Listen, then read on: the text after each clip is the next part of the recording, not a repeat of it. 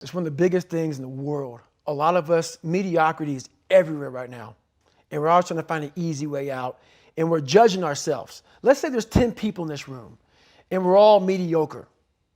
But I'm the best of the mediocre people. I now think I'm great. I'm great. We surround ourselves around people that make us feel great. They tell us what we want to hear. The second we put ourselves amongst the uncommon people, we don't like that feeling, that challenging feeling of that person who's waking up at 3:30 in the morning and saying, hey, put your shit on, we're going for a run. We don't like that challenge. We like that person who says, hey, you know, man, I don't feel good today, man. And they say, oh, it's okay, brother. We'll take a day off, man. We'll get a pizza and shit, watch the game. We like that. We love that feeling. Why? Because you understand, man, we're good, bro. We don't want that motherfuckers like this. Hey, man, no, bro. Get your fucking shit on, man. Stop being a punk. We don't want that in our lives. We don't want that person who's constantly challenging our weaknesses. We want that person who's constantly, you know, making us feel nice and good and secure in ours. That's the mediocrity of life. We want to be the best amongst the average people. David Goggins. Als Kind litt er unter seinem Alkoholikervater, Mobbing und in seinen frühen 20ern war er unzufrieden mit seinem Leben und übergewichtig. Er kratzte aber die Kurve und nahm innerhalb von nur 3 Monaten 106 Pfund ab, was ungefähr 48 Kilo sind. Trat danach der United States Navy SEAL bei und diente daraufhin 20 Jahre lang dem Militär. Heute ist er international bekannt als Ultramarathonläufer, Ultradistanz-Radfahrer, Triathlet, Redner und Autor. Er wurde also buchstäblich von einem Niemand zu einem Jemand, weswegen du besonders die Ohren spitzen solltest, wenn ich dir gleich 3 seiner wichtigsten Erfolgsregeln vorstelle, die dir zeigen, wie du von einem Niemand zu einem Jemand werden kannst. Also guck dir das Video auf jeden Fall von Anfang bis Ende an, um keinen wichtigen Punkt zu verpassen. Und ohne jetzt viel um den heißen Brei herumzureden, geht es jetzt direkt los mit dem Video. Nummer 1. Verwandle Dunkelheit in Macht. When you really sit back at your life and you are in that dark room, and you're looking at where you started from, and you tell yourself, God, dog, man, my mom is this way, my soon-to-be stepdad got murdered, my dad beat the shit out of me, I can't read and write to save my fucking soul, I've lied about it to everybody, I've cheated on all these tests. My God, man. And then you put a goal in your mind. How are you gonna feel, man, when you accomplish this goal coming from that shit? Coming from the fucking hell you came from. A lot of people start from a good starting point. They have a good foundation. What if you can surpass all of these motherfuckers? What if everybody who was fucking way up here started up here? And you started with no legs. You had to grow fucking legs to even start walking and then crawling and then running. And then you start passing people with all this given to them. I had to use all this negative shit that was making me weak and horrible as a person. I had to use this as the power that now fueled me. I had to flip it on its head and say, hold up. This might be exactly what I need. The darkness is exactly what I need. It's how you look at your situation. And I was looking at it all fucked up. Kennt ihr die Geschichte mit den 2 Brüdern, die einen Alkoholikervater hatten? Der ältere Bruder wurde ebenfalls Alkoholiker und endete in Armut und Elend, während der jüngere Bruder ein erfolgreicher Geschäftsmann wurde. Als man den älteren Bruder fragte, warum er ein Versager sei, antwortete dieser, weil mein Vater ein Alkoholiker war. Als man hingegen den erfolgreichen jüngeren Bruder fragte, warum er erfolgreich sei, antwortete dieser überraschenderweise auch, weil mein Vater ein Alkoholiker war. Der jüngere und erfolgreiche Bruder aus der Geschichte hat mit David Goggins viel gemeinsam. Beide hatten einen Alkoholikervater und wurden später trotzdem erfolgreich. Wir alle haben unsere schlimmen Momente gehabt oder durchlaufen vielleicht gerade sogar eine schlimme Phase in unserem Leben. Das muss aber noch lange nicht heißen, dass wir dazu verdammt sind, für immer unglücklich zu sein. Wir können es wie David Goggins machen und uns denken, das ist vielleicht sogar genau das, was ich gebraucht habe. Wir können nämlich all das Negative kanalisieren und in produktive Richtungen lenken, statt uns aufgrund der Negativität kaputt zu machen. Diese Erfolgsregel ist vielleicht gut, aber glaub mir, die nächste hat es echt in sich. Nummer 2. Visualisiere das Endergebnis. I have the ability to see the end before the beginning even begins. And what that means is I know that to get to the very end, I can see it right now.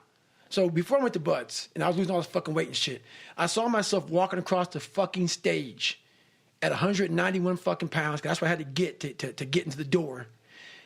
I saw myself 6 months, a year later, whatever it's going to take me to do it. I saw myself walking across that stage, getting that fucking certificate of graduation from Buds. And I was able to be there at 300 fucking pounds. And that feeling that I was nowhere near that fucking feeling, I was able to put myself there 1,000,000 times every fucking day. And that feeling of like, my God, that is going to feel fucking amazing. That's what made me suffer.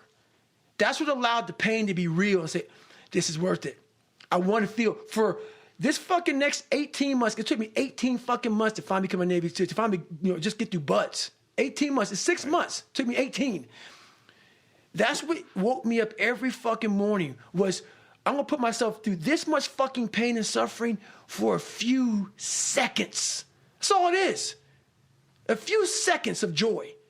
And it's so fucking worth it, man. That's what people don't get. So I'm able to put myself at the finish line, even though I have no finish line, but at the finish line of an event before I even start the motherfucker to say, how are you going to feel at the end of this? Well, visualization is one of the challenges. And part of that is not just visualizing success or living in the reality of achieving what you're setting out to achieve, but also visualizing how you're going to navigate all the obstacles that are going to get thrown in your path. Right. Visualizing is my biggest tool of life. That's why I've been able to put myself in cold water, put myself in a 100-mile race millions of times before I've done it. And I'm able to go through the race and see how I'm going to feel at mile 50. Almost to the exact feeling. Right. So when it comes up, it's no surprise. It's no surprise. I've already done this a million times.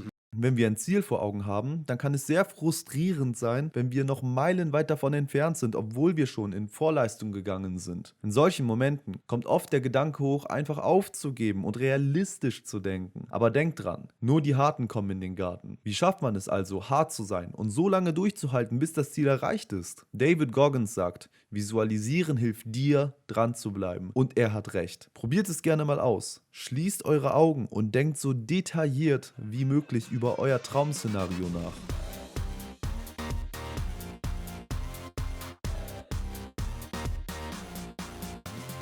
Fühlt ihr das? Fühlt ihr die Freude und Kraft, die euch das gibt? Das ist ein weiteres Werkzeug, was David Goggins geholfen hat, unaufhaltbar zu werden. Finale. Nummer 3. Stell dich deiner Angst. How do I gain more confidence? It starts with yourself, man. You got to start diving into those things that you are afraid of. You don't gain confidence by going to the spot that makes you feel good. It's going to be a false reality. And the second life gives you that challenge, all you want to do is go back to what made you confidence or what gave you confidence. Is that happy spot? No. What gives you confidence, what gave me confidence was spending years at a kitchen table trying to learn how to read and write on my own. Realizing I can't learn the way you learn. I can't.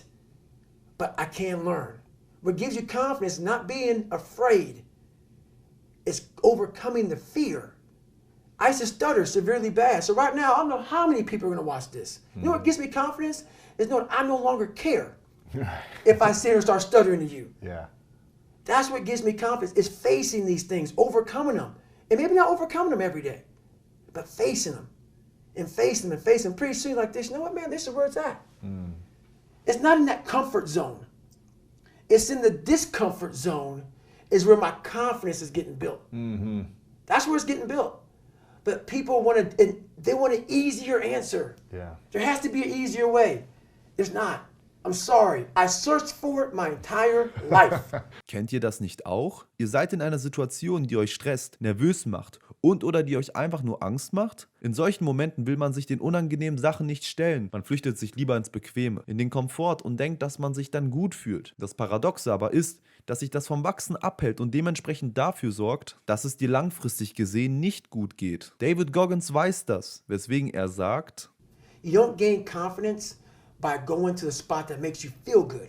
Auf Deutsch bedeutet das, dass du nicht selbstbewusster wirst, wenn du zu dem Ort gehst, der dich glücklich macht. Das ist eine wichtige Erkenntnis, Leute, weil wir verstehen müssen, dass es normal ist, wenn es unangenehm ist, die richtigen Dinge zu tun. Ich meine, wie anormal wäre es bitte, wenn es nicht anstrengend wäre, im Fitnessstudio 110% zu geben? No pain, no gain. Das ist die Message, die wir aus dieser Regel mitnehmen sollten. Aber weißt du was? Es gibt noch viel mehr solcher Regeln, die dir helfen, deinen Träumen näher zu kommen. Zum Beispiel die Erfolgsregeln von Andrew Tate, die auf der linken Seite verlinkt sind. Bevor du dir diese aber ansiehst, vergiss auf jeden Fall nicht auf der rechten Seite auf das Profilbild des Kanals zu klicken und diesen zu abonnieren. Ich hoffe, wir sehen uns beim nächsten Video wieder und wünsche dir noch eine erfolgreiche Woche.